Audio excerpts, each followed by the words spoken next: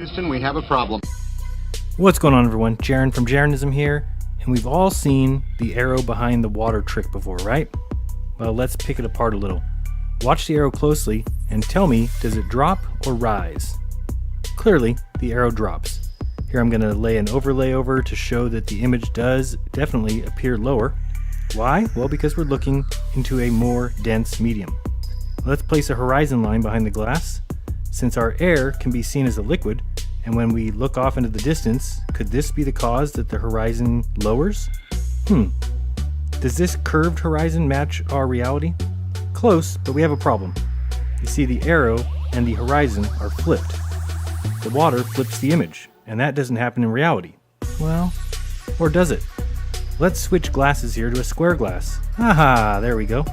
Now we see a dropped horizon in the distance, and we see a non-flipped image. In fact, we're starting to see some Fata Morgana effects as well. So exactly how does this compare to reality? Well, when we're on a beach looking at the horizon, we are looking through a large slab or a box of air with increasing density, which means where you stand is the least heavy density. As you look out and across the water, the density increases, as we have seen. Images will drop down. And if you really want something interesting, here's some food for thought. When you're at the beach looking out or across the water, you're in the lowest amount of atmosphere, trying to see something that is through the heaviest amount of atmosphere, and things will appear to lower.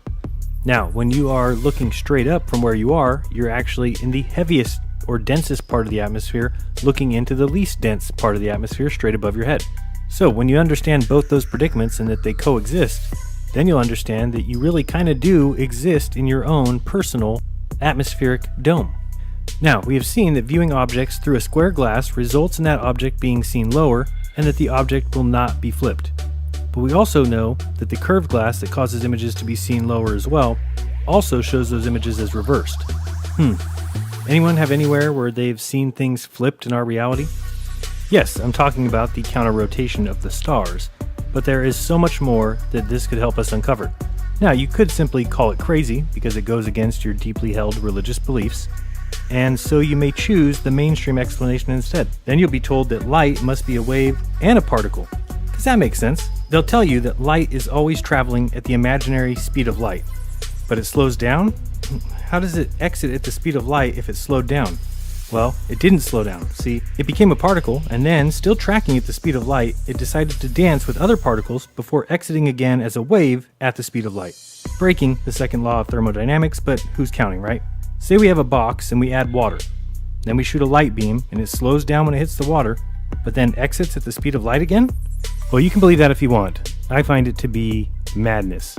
Typical ad hoc nonsense, theories pushed as fact. And we need to now think, is it possible that we are seeing things flipped in our personal atmospheric ordered domes? Well, just another question that needs testing. But what's clear? Well, clearly all things in the distance drop off because the atmosphere that we view through is increasing in density. So, geodetic surveyors, they definitely take this drop into account, right? They take it into account, right? Oh boy.